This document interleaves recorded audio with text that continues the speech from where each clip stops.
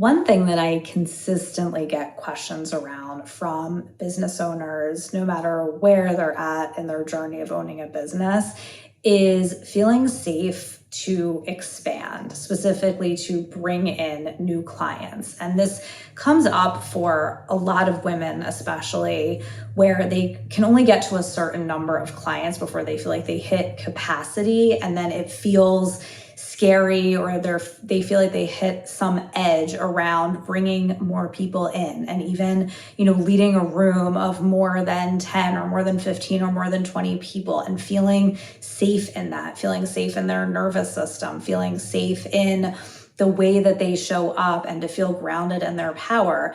It always feels like an edge. And the question becomes, well, how do I shift that? And ultimately, how do I bring in more clients so I can make more money and help more people? And the answer is probably not what you think. What I see across the board, and what I've seen for myself, is that bringing in new clients is simply about relationships. It's about how you feel in relationships, and also what you're expecting to happen in a relationship. And a lot of this is largely unconscious, because I'm guessing if you're somebody who has a business and you work with clients, you have a natural inclination to like to help people, to be good at working with people, to understand people, and that comes naturally to you. However, there's usually some deeper unconscious things going on from childhood that could only make you feel comfortable with a certain capacity. And it all has to do with a deeper imprint around relationships and what you unconsciously believe to be true about relationships, and what you unconsciously are expecting a relationship to be. And that all goes back to your relationships with your parents, especially your relationship with your mother, which creates a blueprint for what you think a relationship is. So, if you had a mother who was always just wanting you to do things that make her look good, you might assume that relationships are about what the other person can get from you, or what you can do for the other person. And then when it comes to expanding to have more relationships, if you believe a relationship is about you having to do something for the other person, or how you can serve them, you're going to hit a wall at some point, because that's going to feel like a lot. It's going to feel like a lot of responsibility. Or if you unconsciously believe that relationships mean that someone is going to criticize you or hurt you or abandon you, then at a certain point, you're going to hit capacity, because your wounded inner child is going to be telling you that it's not safe. If you bring more people in, there's a chance of you getting rejected. There's a chance of you getting criticized. There's a chance of you getting hurt. And we want to prevent that from happening again. So you unconsciously cap yourself at a certain number in order to stay safe. So in order to get underneath of this and really access the core wound that's driving the bus around your capacity, first of all, you can listen to and download the Core Wound Solution, which is my private podcast where I go much deeper into the core wound, and that's linked in the description.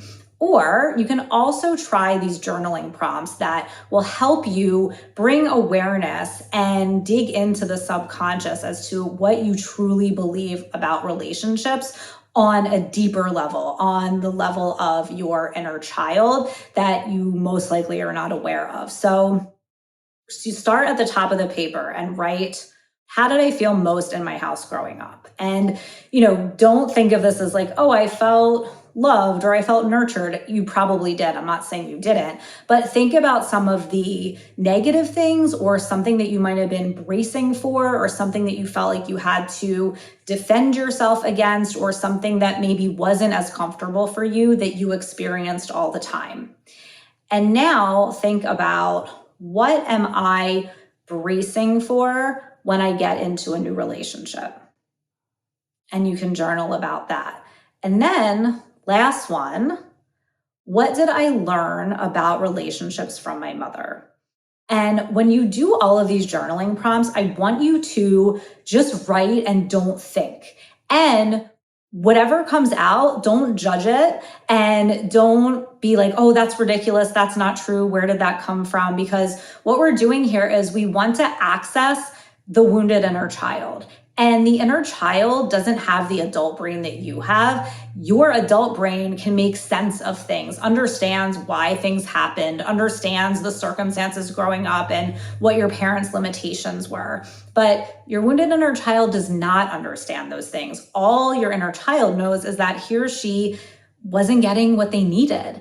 And that's the lens that they're seeing it through. So we want to tap into that lens. We want to harness that and access that so we can understand what it is about relationships that feels scary to you or that needs to be healed or reconciled so that you feel more comfortable bringing more people into your life and being open to more and more relationships. And I remember when I first started my business 6 years ago, even though I said I wanted to work with clients, I could feel that there was a part of me that was not open to meeting new people, that was not open to new relationships because I thought a relationship meant that I had to take complete responsibility for the other person. And while that serves me in some ways because it makes me a really good practitioner, I also had to heal the wounded part of me that was codependent, that felt responsible for everyone else's feelings and felt like I had to fix everything so that I could show up in my power and presence as a practitioner and leverage the skills that I had around being empathetic and sensitive and being able to tune into people's feelings without taking responsibility and it becoming a burden on me or abandoning myself in order to show up for other people. And that was a journey, but I did it through addressing my core wound, accessing my inner child, seeing what it is that I truly believed about relationships so that I could heal and reconcile that and start to feel more comfortable bringing more people in. So if this is something you continue to come up against, I really want to encourage you to work with these journaling prompts. Also, do some of the breath work that's also on my channel, specifically the one to connect in with your power, because that's going to help you be able to discern the difference between when you're operating from that wounded inner child versus when you're operating from your power and your presence. And you know what that feels like. And the more you can tune in with that, the more you're going to be able to see the difference between when you're operating from the wounded inner child versus your power. And through the inner child healing process, you learn how to shift from triggered to in your power within minutes. And you can learn more about that in the Core Wound Solution podcast and my inner child healing process. But being able to bring awareness to these things is so important because it's the difference between being able to be capped at 5 clients versus 50 clients. So if you can get comfortable with looking at these things and being honest about how you truly feel about relationships and what is going on underneath the surface, what you might not even realize you're bracing for in a relationship, then you can address where it comes from and you can start to feel safer to expand and bring more people in. So if you have any questions, feel free to reach out to me. Please try these tools because I know they will help you and bring a lot more awareness to how you can expand and start to bring more people into your practice.